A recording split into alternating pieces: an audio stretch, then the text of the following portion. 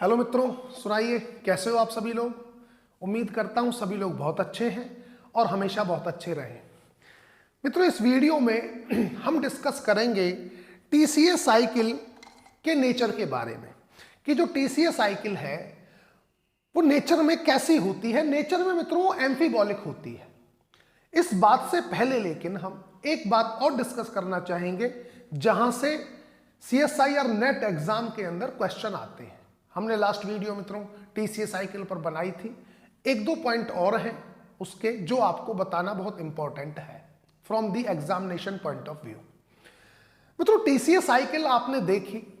TCS cycle के अंदर अगर आपसे एग्जामिनर ये पूछता है कि ये बताइए फर्स्ट ट्राई कार्बोक्सिलिक एसिड कौन सा है टीसीएस साइकिल का, तो आपने देखा था कि फर्स्ट ट्राई कार्बोक्सिलिक एसिड जो बन रहा था, first try carboxylic acid, first try carboxylic acid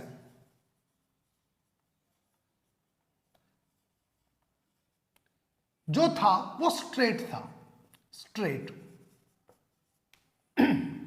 और अगर एग्जामिनर आपसे ये पूछे कि आप ये बताइए कि टीसीएस साइकिल में जो पहला डाई कार्बोक्सिलिक एसिड है वो कौन सा है, तो आपको हो सकता है दिक्कत हो वहां पर, क्योंकि आपने वहां पर काफी सारे डाई कार्बोक्सिलिक एसिड हैं। वहां पर जब आपने स्टार्टिंग की थी टीसीएस साइकिल की, जब मैंने बताया था तो मैंने पहले तो आपको OAA ही बताया था, ऑक्सैलो एसिटिक एसिड जो था उसको बताया था कि वो डाई कार्बोक्सिलिक एसिड है। लेकिन मित्रों याद रखना वो टीसीएस साइकिल का पहला डाई कार्बोक्सिलिक एसिड नहीं है। जो टीसीएस साइकिल का पहला डाई कार्बोक्सिलिक एसिड होता है वो होता है अल्फा कीटोग्लूटरेट और 2-ऑक्सोग्लूटरेट। अल्फा कीटोग्लूटरेट बोलो, 2-ऑक्सोग्लूटरेट बोलो, वो तो एक ही बात है। तो पहला अल्फा कीटोग्लूटरेट होता है, ना कि OAA। ये बात आपको अपने दिमाग में रखनी है। मित्रों, एक दूसरी बात जो है जो बतानी है वो ये भी है, एक आपने एंजाइम को देखा था सक्सीनेट डिहाइड्रोजनेज टीसीएस साइकिल के दौरान। सक्सीनेट डिहाइड्रोजनेज, डिहाइड्रोजनेज मित्रों ये एक ऐसा एंजाइम है टीसीएस साइकिल का इकलौता जो कि माइटोकॉन्ड्रियल मैट्रिक्स में प्रेजेंट नहीं है, बल्कि माइटोकॉन्ड्रिया की इनर मेम्ब्रेन में प्रेजेंट है। बाकी टीसीएस साइकिल के जो भी एंजाइम्स हैं वो सब मैट्रिक्स में प्रेजेंट हैं, क्योंकि टीसीएस साइकिल मैट्रिक्स में ही चल रही है, मैट्रिक्स में ही सारे एंजाइम प्रेजेंट होंगे। बट सक्सीनेट डिहाइड्रोजनेज ये मैट्रिक्स में प्रेजेंट नहीं है, ये माइटोकॉन्ड्रिया की इनर मेम्ब्रेन में प्रेजेंट होता है। जो क्या कर रहा था, जो सक्सीनेट से मैलेट बनवा रहा था, ठीक है ना, सक्सीनेट से सॉरी फ्यूमरेट बनवा रहा था, मैलेट सक्सीनेट डिहाइड्रोजनेज। मतलब जो सक्सीनेट डिहाइड्रोजनेज है वो FAD डिपेंडेंट होता है, FAD डिपेंडेंट। दूसरी बात, succinate dehydrogenase present in the membrane of the mitochondria, present in inner membrane of mitochondria, inner membrane of mitochondria,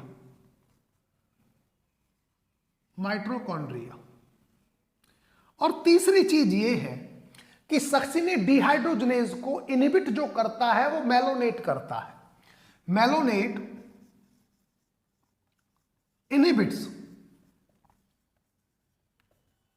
inhibits this enzyme.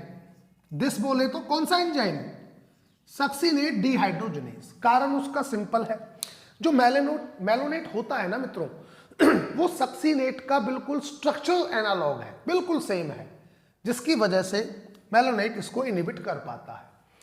जो important बात है मित्रों सक्सीनेट डिहाइड्रोजनेज के लिए, वो इंपॉर्टेंट ये है कि एक तो ये मेम्ब्रेन में प्रेजेंट है, दूसरा हम देखेंगे जब हम ऑक्सीडेटिव फॉस्फोराइलेशन करेंगे, मैंने जैसे पहले भी जिक्र किया है कि ड्यूरिंग ऑक्सीडेटिव फॉस्फोराइलेशन मेम्ब्रेन पर 4-5 कॉम्प्लेक्सेस होते हैं जो इलेक्ट्रॉन ट्रांसपोर्ट को कराते हैं, ठीक है।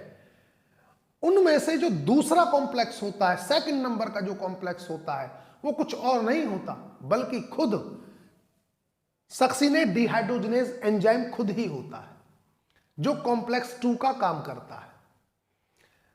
मित्रों, नेचर की माया देखिए कि जब ये एंजाइम है, जब ये टीसीए साइकिल में काम कर रहा है, तब ये FAD से FADH2 बनवाएगा, और जब ये मेम्ब्रेन में एज ए कॉम्प्लेक्स 2 फंक्शन करेगा इलेक्ट्रॉन ट्रांसपोर्ट चेन में, तब यही एंजाइम FADH2 से इलेक्ट्रॉन लेकर आगे इलेक्ट्रॉन ट्रांसपोर्ट चेन में भेजेगा। तो ये दोनों ही काम करता है, टीसीए साइकिल के लिए कर रहा है FADH2 बनवाने का, और इलेक्ट्रॉन ट्रांसपोर्ट चेन में काम करेगा FADH2 से इलेक्ट्रॉन लेकर इलेक्ट्रॉन ट्रांसपोर्ट चेन में आगे भेज देने का, ठीक है ना। वो चलो हम आगे जब ऑक्सीडेटिव फॉस्फोराइलेशन आएगा, इलेक्ट्रॉन ट्रांसपोर्ट चेन की बात करेंगे जब हम माइटोकॉन्ड्रियल मेम्ब्रेन में, वहां पर भी आप देखोगे। तो मित्रों, ये बात थी जो आपको बतानी जरूरी थी टीसीए साइकिल के बारे में, जहां से जो एग्जामिनर है वो क्वेश्चन फ्रेम कर देते हैं। चलिए अब हम आ जाते हैं अपनी बात पर, जो इस वीडियो में हमें डिस्कस करना था। मित्रों, इस वीडियो में हमें डिस्कस करना था कि टीसीए साइकिल जो है वो एम्फीबॉलिक नेचर की है। TCA cycle, TCA is amphibolic in nature. Amphibolic in nature. Amphibolic का मतलब क्या है, सबसे पहले ये समझिए। मित्रों, एम्फीबॉलिक का मतलब ये है कि जिसके अंदर कैटाबॉलिज्म और एनाबॉलिज्म दोनों हो, मतलब कैटाबॉलिज्म भी हो और एनाबॉलिज्म भी हो। कैटाबॉलिज्म और एनाबॉलिज्म दोनों हो, उस चीज को हम एम्फीबॉलिक बोलते हैं। एम्फी माने बोथ, ठीक है। तो मित्रों, जो टीसीए है ये इसी तरह की एक रिएक्शन है जो दोनों तरह के मेटाबॉलिज्म को शो करती है। टीसीए हम देखेंगे कैटाप्लेरोटिक रिएक्शन भी है और एनाप्लेरोटिक रिएक्शन भी है। अब बात ये आ जाती है कि गुरुजी, सबसे पहले तो ये फीलिंग आए कि कैटाप्लेरोटिक और एनाप्लेरोटिक क्या है मामला। तो मित्रों, इसको समझने के लिए आपको एक एग्जांपल से समझाता हूं। मान लीजिए 3 रिएक्शन है। एक रिएक्शन ये है, रिएक्शन नंबर फर्स्ट। एक रिएक्शन ये है, रिएक्शन नंबर सेकंड। और एक रिएक्शन ये है, रिएक्शन नंबर थर्ड। अब देखिए, मान लीजिए रिएक्शन 1 का कोई भी इंटरमीडिएट रिएक्शन 2 में जाता है, मतलब रिएक्शन 1 अपना कोई भी इंटरमीडिएट अगर रिएक्शन 2 के अंदर देती है, रिएक्शन 2 को प्रोसीड करने के लिए, चलाने के लिए, तब रिएक्शन 1 रिएक्शन 2 के लिए कहलाएगी एनाप्लेरोटिक रिएक्शन। रिएक्शन 1 कहलाएगी एनाप्लेरोटिक फॉर रिएक्शन 2, ये एनाप्लेरोटिक कहलाएगी। अच्छा, रिएक्शन 2 ने किसका इंटरमीडिएट लिया? रिएक्शन 2 ने इंटरमीडिएट लिया रिएक्शन 1 का, तो रिएक्शन 2 कहलाएगी कैटाप्लेरोटिक रिएक्शन फॉर रिएक्शन 1। ये हो जाएगी कैटाप्लेरोटिक रिएक्शन फॉर रिएक्शन, कैटाप्लेरोटिक रिएक्शन, यहां पे भी लिख लेते हैं कैटाप्लेरोटिक रिएक्शन। तो ये हो गई कैटाप्लेरोटिक रिएक्शन 1 के लिए। तो बॉटम लाइन यहां से ये निकल कर आती है, इंटरमीडिएट अगर कोई रिएक्शन देती है अपना किसी अदर रिएक्शन में, तो देने वाली रिएक्शन एनाप्लेरोटिक होगी, और जो ले रही है, लेने वाली रिएक्शन देने वाले के रेफरेंस में कैटाप्लेरोटिक हो जाएगी। अब देखिए, अगर ये रिएक्शन 2 अपना कोई इंटरमीडिएट देती है रिएक्शन 3 को, समझना बात को, अगर रिएक्शन 2 अपना कोई रिएक्शन 2 बोलिए या साइकिल बोलिए, कुछ भी समझिए आप, अगर रिएक्शन 2 अपना कोई इंटरमीडिएट रिएक्शन 3 में दे रही है, तो अब मैं रिएक्शन 2 को इसके रेफरेंस से क्या बोलूंगा? अब रिएक्शन 3 के रेफरेंस में रिएक्शन 2 क्या हो जाएगी? एनाप्लेरोटिक, क्योंकि ये अपना इंटरमीडिएट इसको दे रही है। अब ये एनाप्लेरोटिक हो गई। एनाप्लेरोटिक, एक सेकंड में, एनाप्लेरोटिक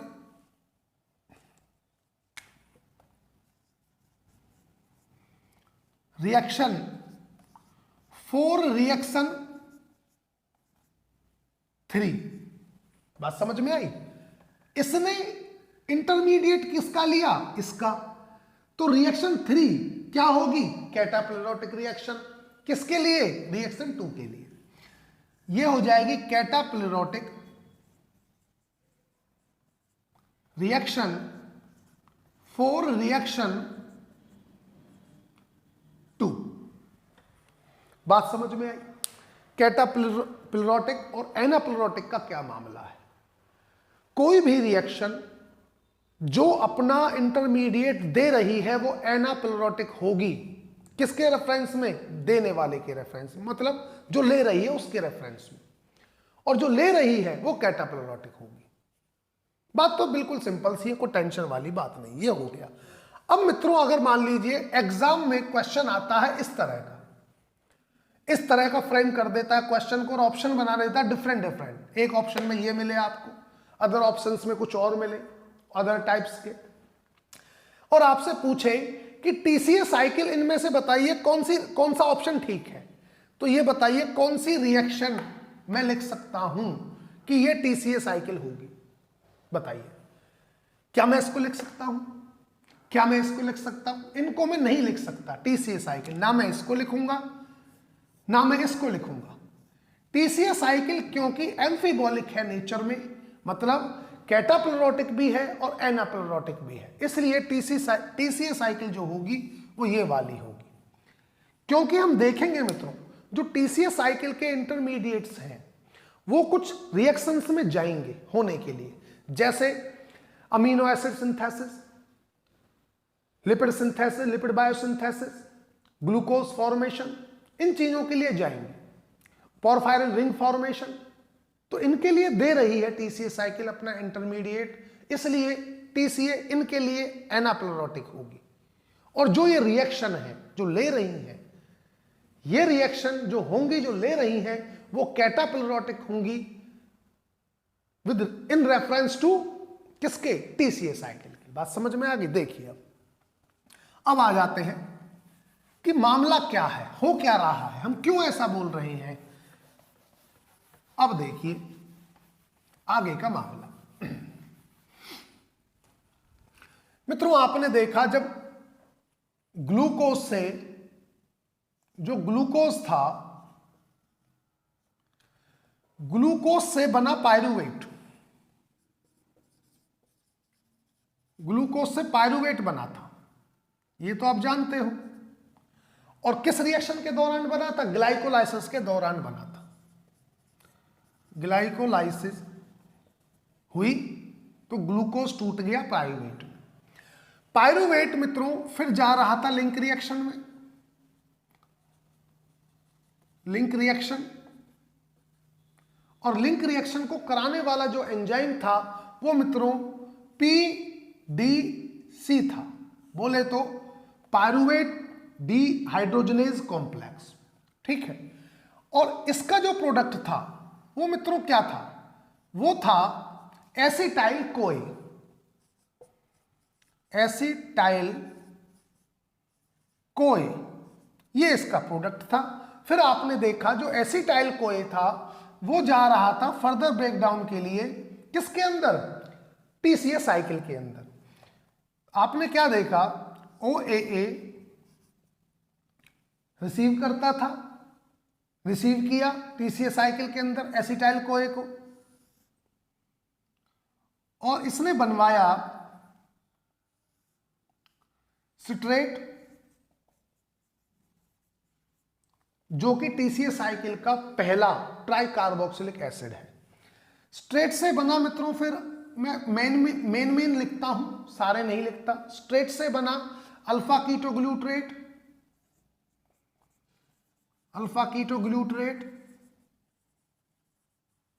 और अल्फा कीटोग्लूटरेट से बना मित्रों सक्सिनाइल कोए, सक्सिनाइल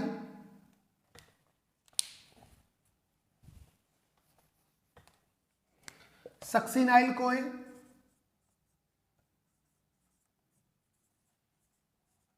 सक्सिनाइल कोए से बना था मित्रों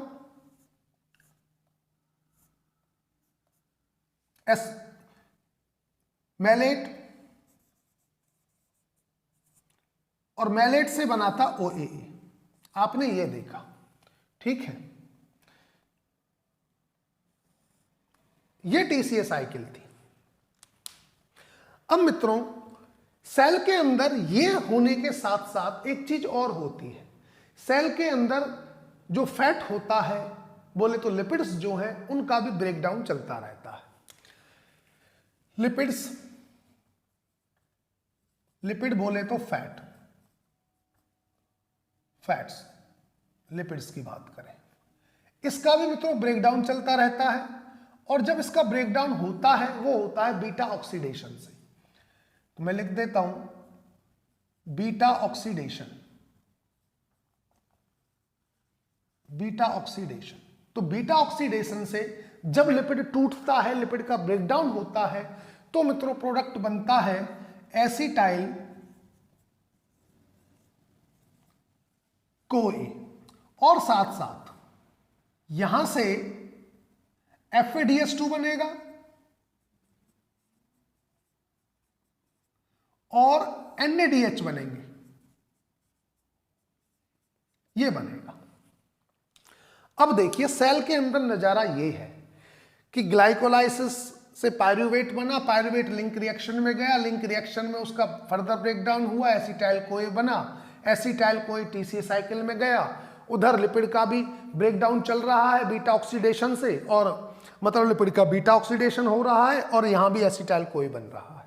अब देखिए मित्रों सीधी सी बात है, अगर ये भी चीज चलती रही और ये भी चीज चलती रही तो एक स्टेप ऐसा आएगा सेल में कि जब एसिटाइल कोए इकट्ठा हो जाएगा, अक्यूमुलेट हो जाएगा, और उनको रिसीव करने के लिए टीसीएस साइकिल में OAA कम पड़ जाएंगे। भाई OAA ही तो इनको रिसीव कर रहा है एसिटाइल कोए को, और जब ये दोनों साथ साथ चलते रहेंगे तो अक्यूमुलेशन हो जाएगा एसिटाइल कोए का, और अक्यूमुलेशन हो जाएगा तो OAA रिसीव करने के लिए कम पड़ जाएंगे। तो कम पड़ जाएंगे तो उस टाइम सेल क्या करे, उस टाइम सेल क्या सॉल्यूशन निकाले इस चीज से बचने के लिए, अक्यूमुलेशन को रोकने के लिए। तब मित्रों सेल क्या करती है, देखिए नेचर की माया देखिए क्या करेगी नेचर। मित्रों आपने देखा जब लिपिड का ऑक्सीडेशन हो रहा है, बीटा ऑक्सीडेशन हो रहा है, तब FADH2 और NADH बन रहे हैं। और आपको अगर याद हो तो जब मैंने पायरुवेट डीहाइड्रोजनेज कॉम्प्लेक्स का रेगुलेशन कराया था तो मैंने एक बात बताई थी कि जो पायरुवेट डीहाइड्रोजनेज कॉम्प्लेक्स है उसकी 3 सब यूनिट होती है, E1, E2, E3। E2 को इनहिबिट करता है acetyl CoA enzyme, acetyl CoA. तो जाहिर सी बात है जब एसिटाइल कोए एक्यूमुलेट होगा तो E2 जो सब यूनिट है PDC की वो इनहिबिट हो जाएगी। दूसरी बात, NADH अगर एक्यूमुलेट होगा तो PDC की जो E3 यूनिट थी वो इनहिबिट होगी। बात समझ में आई? तो होता यह है on accumulation of acetyl CoA E2 और E3 जो PDC कॉम्प्लेक्स की सब यूनिट्स हैं वो इनहिबिट हो जाती हैं और लिंक रिएक्शन रुक जाएगी। मतलब इसका एक्यूमुलेशन इसको कर देगा इनहिबिट। ठीक है, अब NADH ने PDC को इनहिबिट कर दिया और कौन सी सब यूनिट को किया? PDC को। PDC की कौन सी सब यूनिट को किया मित्रों? E3 को। और एसिटाइल भी इनहिबिट करेगा, जो अक्यूमुलेट होगा एसिटाइल कोए वो भी इनहिबिट करेगा।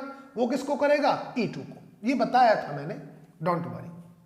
ठीक है, अब मित्रों लिंक रिएक्शन बंद। अब लिंक रिएक्शन बंद तो मामला ये होगा कि ये तो एसिटाइल कोए बना ही रहा है, इस रास्ते से एसिटाइल कोए बनना बंद हो जाएगा, ये रास्ता बंद हो जाएगा, ये बना रहा है। ठीक है, लेकिन मामला ये है कि अक्यूमुलेट तो हो चुका, जो अक्यूमुलेट हो गया अब उनके लिए लाओ OAA ज्यादा हो सेल के अंदर। तो मित्रों हम ये देखेंगे जो NADH है ये एक काम और करता है, एक एंजाइम होता है उसको एक्टिव करता है।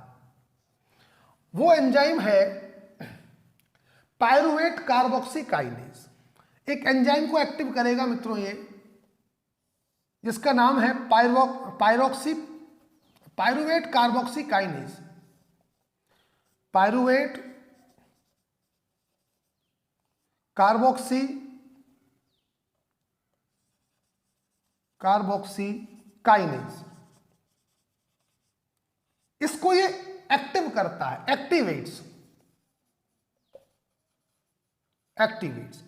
तो जब ये एक्टिवेट्स करेगा तो ये एंजाइम क्या करेगा, ये एंजाइम इस पायरुवेट को, पायरुवेट प्लस CO2 को यूज करेगा, प्लस वाटर प्लस ATP, ये सारी चीजें यूज करके बनवाता है ये एंजाइम क्या, OAA plus inorganic phosphate plus ADP। और मित्रों ये OAA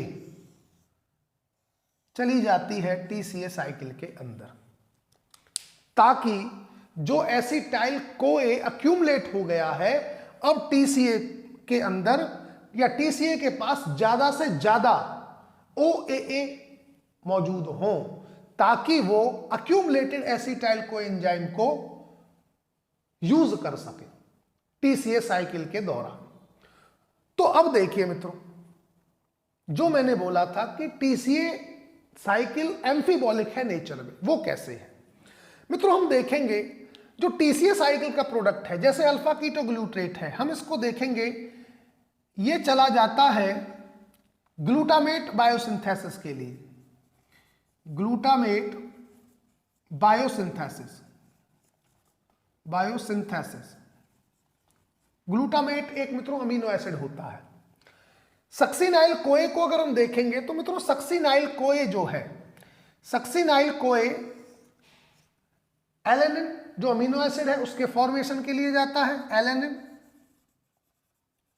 एलेनिन। इसका यूज टायरोसिन में भी यूज होता है, टायरोसिन अमीनो एसिड को बनाने के लिए,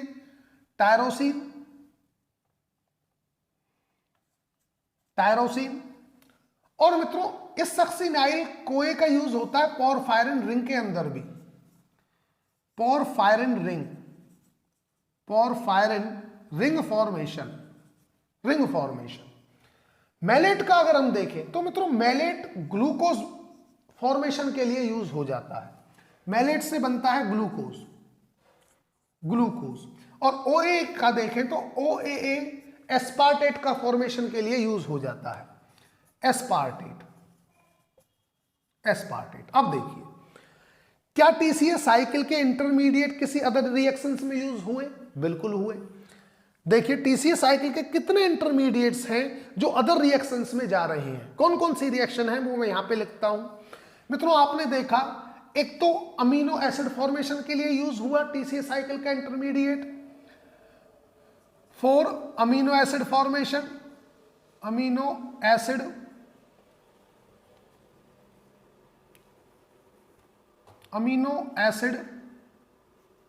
formation.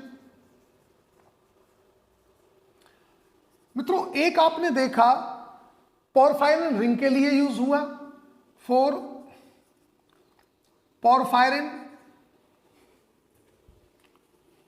For porphyrin ring formation, porphyrin ring formation. अच्छा मित्रों एक बात और, जो स्ट्रेट है ये लिपिड बायोसिंथेसिस के लिए चला जाता है, इसका यूज होता है लिपिड फॉर्मेशन में, लिपिड बायोसिंथेसिस, सिंथेसिस। थोड़ा नीचे लिखते हैं, वो रिएक्शन आ जाएंगी ना। लिपिड बायोसिंथेसिस, लिपिड फॉर्मेशन, ये लिख देते हैं लिपिड फॉर्मेशन। स्ट्रेट का भी यूज होता है मित्रों। एक रिएक्शन मित्रों यही है लिपिड फॉर्मेशन के लिए, लिपिड फॉर्मेशन, और एक मित्रों रिएक्शन है ग्लूकोज फॉर्मेशन।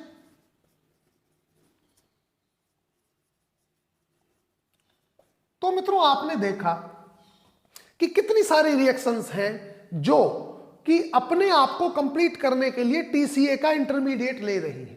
तो जाहिर सी बात है ये सारी की सारी रिएक्शन टीसीए के लिए कैटाप्लेरोटिक होंगी।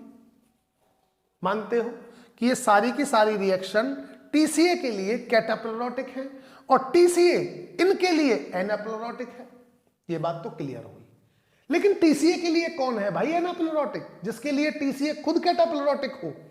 तो वो देखिए टीसीए के अंदर किसका प्रोडक्ट आ रहा है। टीसीए के अंदर जहां पर एंजाइम पायरुवेट कार्बोक्सी काइनेज काम कर रहा है वो प्रोडक्ट टीसीए में यूज हो रहा है, सीधी सी बात है। तो टीसीए कैटाप्लेरोटिक है इस रिएक्शन के लिए, जो ये रिएक्शन हो रही है, और ये रिएक्शन एनाप्लेरोटिक है टीसीए के लिए। तो आपने देखा ना कि टीसीए कैसे एक कैटाप्लेरोटिक रिएक्शन भी है और टीसीए कैसे एक एनाप्लेरोटिक रिएक्शन भी है। एनाप्लेरोटिक इसलिए है क्योंकि टीसीए के काफी सारे इंटरमीडिएट्स अदर रिएक्शंस में गए, वो अदर रिएक्शंस टीसीए के लिए कैटाप्लेरोटिक है और टीसीए उनके लिए एनाप्लेरोटिक रिएक्शन है। ठीक है, टीसीए कैटाप्लेरोटिक रिएक्शन है इस वाली रिएक्शन के लिए जो रिएक्शन पायरुवेट कार्बोक्सी काइनेज करवा रहा है, और यह रिएक्शन एनाप्लेरोटिक कहलाएगी टीसीए साइकिल के लिए। तो मित्रों इसलिए मैंने बोला कि जो टीसीए है वो एम्फीबॉलिक नेचर की होती है, उसका नेचर एम्फीबॉलिक है, वो दोनों ही तरह की प्रॉपर्टी शो करेगी। कैटाप्लेरोटिक रिएक्शन भी है, वो एनाप्लेरोटिक रिएक्शन भी है।